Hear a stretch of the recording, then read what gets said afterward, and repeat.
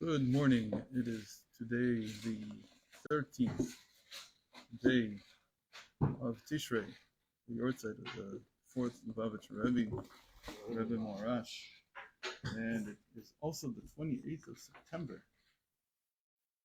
And we're continuing with our essay on God does not entrap his creatures.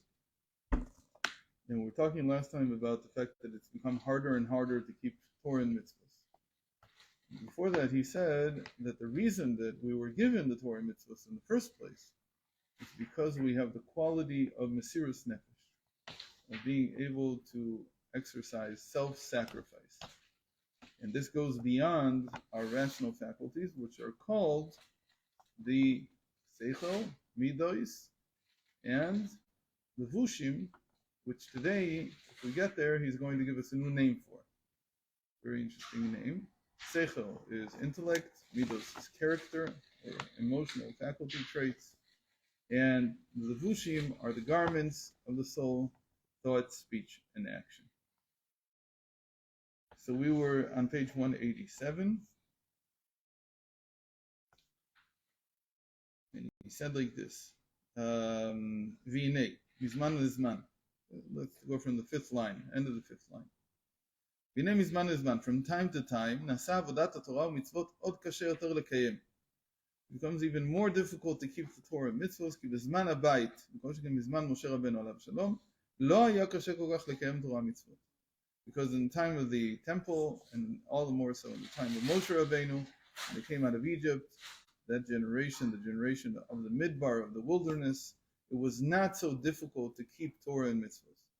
אחר כך נעשה האלם וההסתר יותר, but then the concealment of godliness from our experience, from the world, God is concealed. That's why we pray so much on Yom Kippur and Rosh Hashanah, for God to reveal himself. What we mean by revealing himself is that there will be an overarching feeling by people. In the same way, we were talking about it yesterday, that a person understands that it's immoral to steal. People understand this. You don't even have to tell them. They somehow know this. Why? Because the world is replete with this. Yeah, clearly there are places where, like, I don't want to embarrass anyone, but you know who you are. So the country wants to change its name now. I don't know if you heard about that. They're tired of the British name they were given. Oh, you're not up to date on world affairs. Turkey. No. They changed them. No, bigger country, biggest country in the world, most populous country in the world. Sorry. United States is not the most populous country in the world by any stretch of any imagination. Anyway. אחר כך נעשה האלם וההסתר יותר עד שבתורתנו אלו בעקבות משיחה החושך יכסה ארץ. But later the concealment and the concealment is one thing, that's האלם. Hester, the God says himself, I will conceal myself.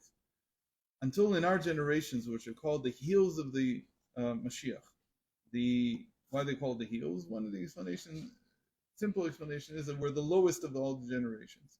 Meaning, if all the generations, like the Arizal explains, correspond to different parts of Adam's body, so now we're in the generation that is like the heel. And he's going to talk about the heel in a moment. He's going to say a few things about the heel. It's called the heels of Mashiach. Another explanation is that it's called Ikvot Mashiach. It's like the footprints of Mashiach, not the heel of Mashiach, but rather the footprints of Mashiach. And there it means that you can already see the footprints, as it were. Something like that. You can't see the Mashiach himself here, but you can see the footprints. In any case, the world is shrouded in darkness, and the heavens are dark. And again, what this means is not that, God forbid, we don't have sunlight or anything like that. It means that the light in the world, the spiritual light in the world, does not penetrate. And so even though God is not left, there's no change in God, but there is a change in the amount of revelation of his light. That's what we call the tzimtzum. So that does change. חוכים וקוצים יש, וחוצים אותו ודוקרים אותו כמו במדקרות ברזל, And a person who is God-fearing feels that there are many thorns and pricks that constantly are like needles on his skin, and they're constantly hurting him. And what is this?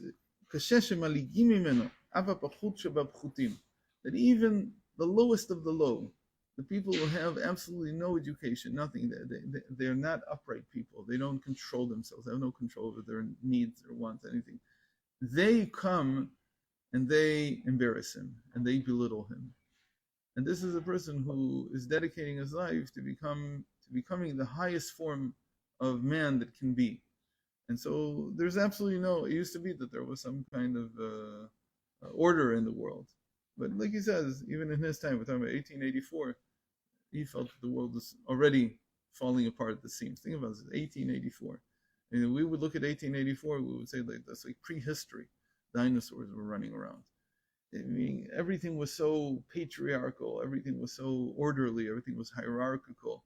There was no room for anything. He's saying, no, this is all ending. And where did we see that first? The first place that we saw it the strongest probably, was in the Jewish people. He's going to talk about that in a second. So even as a person who has lot sechel velot tam, no intellect and no taste. What he means here is not just taste in the sense of does he know how to dress. He means he has no taste in anything spiritual. One of the things that one of my friends has gone on to become a very popular rabbi. But when he was still not from, when we were talking, so he says one of the things that affected him the most, and I keep forgetting this, and then he reminds me, was that one day he told me, you think that the Torah is holy, meaning you have a taste for holiness, because this is how you've been brought up. It's ingrained in you by your education. Meaning your parents taught you that when a Bible falls down, you have to pick it up and kiss it. And that's how they instilled a feeling of holiness in you. He says, and I'm free from that. This was when he wasn't from. And I don't have that crutch. I don't need it. I don't have that handicap. I don't feel that it's holy. It's just another book. I said to him, he says this is what I said to him. I don't remember a word from this. He says, I told him that holiness is an acquired taste, like anything that's of value in the world. You're usually not born with it. You have to cultivate it. I told him the fact that my parents taught me that there's holiness in the world is the same thing as if I would be growing up in the house of two musicians, and my mother would have been a flautist, and my father would have been a violinist. And they would be listening constantly to classical music and teaching me about it. And so that doesn't give objective value to something. It cultivates in you a sensitivity to something that objectively is tasteful. Meaning you don't have this sensitivity when you are born, or you have it very minimally, and your parents cultivate it. And then you can understand it better. You can become more and more sensitive to it. And he says that shocked him. He never thought about it that way. That holiness was real. It's just that we have to go through a process of learning how to appreciate it. And right. Same thing. Right. So faith also in Hebrew comes from craftsmanship. Same word as craftsmanship, as learning a craft. And so you have to learn how to appreciate it. The same thing with wine, right? You have to learn it with something. The more you learn about something, there are objective things in the world. But so now somebody would say, but holiness is not objective at all. It's not true, because we see that all over the world people come to the same conclusion, like about wines pretty much, that it tastes good, that there's something special about it. But you need to cultivate it. So these people have no taste. What he means by taste here, again, their taste has not been cultivated. They have no sense of what holiness is. And he has never tried in his soul, in his psyche, he's never tried to hold on to something delicate. And by holding on to something delicate, these delicate feelings, even if you get it from literature, you already cultivate something that's more delicate than if all you do is read the newspaper. You read the newspaper, you read the news, which is unfortunately what most people read today. They read news that has made mankind crude and boorish beyond belief. So hard to talk to somebody about a delicate idea, about something that is like a flower in your mind that you need to hold very delicately and gingerly. Like that there's no room by most of these people who are very boorish. When you can't even argue with them because their concepts are so crude. There's nothing to even talk about. There's almost no language. So these people, all they're interested in is eating and drinking and fulfilling their heart's content. That's what they want. In all the pleasures that this world has. And he's saying this in 1884. Imagine how much this has even become worse over the 140 years since then. He is more pleased with the state of lawlessness in himself and around him, meaning that there's no rules, nothing. Everything is just up for grabs. Now he says, even those who are cultivated amongst them, the refined amongst them, who are called maskilim, or called intellectuals. A maskil is an intellectual. That's basically what it means. Their knowledge, their intellect, has not changed their behavior, has not changed their character.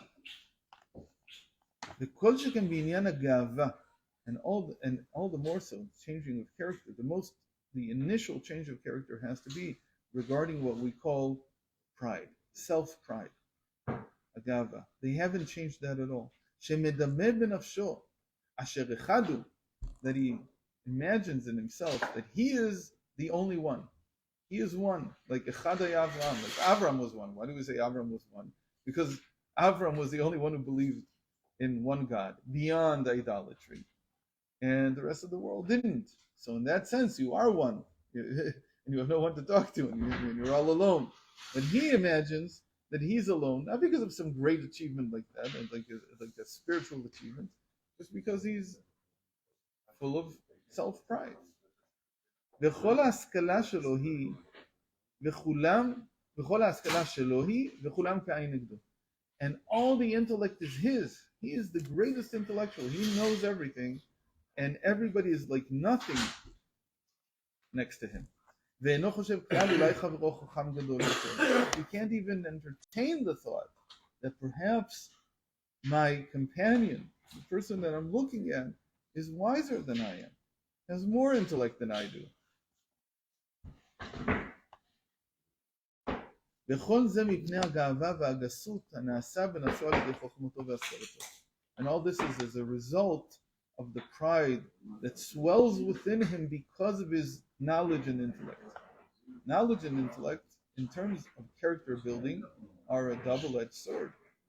They're very difficult, because if you have a lot of knowledge and intellect, you can easily come to more and more self-pride. It's the easiest thing in the world to come to, because that's exactly what you feel. You can also get to that from being rich. But this is more difficult because if you're rich, you can lose it.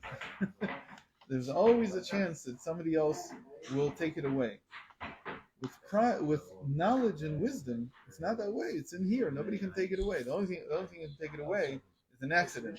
Alzheimer's. Like an accident, some kind of sickness, or some kind of accident that the brain is damaged. But that hardly ever happens. We hear tales about people going from riches to rags almost every day. So that's more commonplace. Except if you're like on top of the world and you have $200 billion, and probably it's not going anywhere, and you probably are pretty smart also. So it goes together, and it's a very, very hard place to change character from. Very uncommon. In any case, this causes him to feel that he is separate and different than everyone. But the truth is that what is true wisdom? Person who has true wisdom, he needs to be the opposite of this. He has to deprecate himself. Deprecate means he has to see himself as the lowest. Why? Because the wiser you are, the more you can handle and see how distant you are from having good character. So you have to deprecate this. The wiser you are, the more you know how much you don't know. Not just how much you don't know, but you are able to recognize, especially when you look at it through the Torah's eyes, how distant am I from God? I'm the most distant. And that is what true wisdom does. Why? Because wisdom in its inner experience is self-nullification. It's the feeling that I am but nothing. Before every person he feels this was, I'm lower than anyone else. Why? Because I don't know what sins you have. I have no idea. I have no idea how you conduct yourself at home. I know how I conduct myself when no one's looking. And I know that it's a disgrace. It shouldn't be this way. So there's only two people who really know the person. His wife. And his wife. Right. And he wants to learn from every person, as Solomon said, a wise person is one who can learn from everyone. Why? Because he has self-nullification, because he can lower himself under him to take something from him. As the verse says, I have gained knowledge from all of those who have taught me.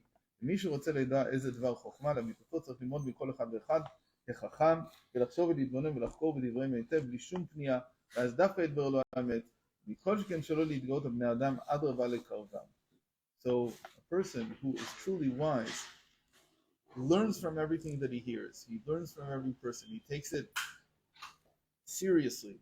He takes what they said seriously. He thinks about it without bias until he can take out of it. And everything that a person says, everything a person hears, has a piece of wisdom in it. Hashem is telling you something. The question is, can you unravel it? Can you take off the external wrapping and see the essence? For that, you need true wisdom. And we will continue, God willing, tomorrow. You stay going.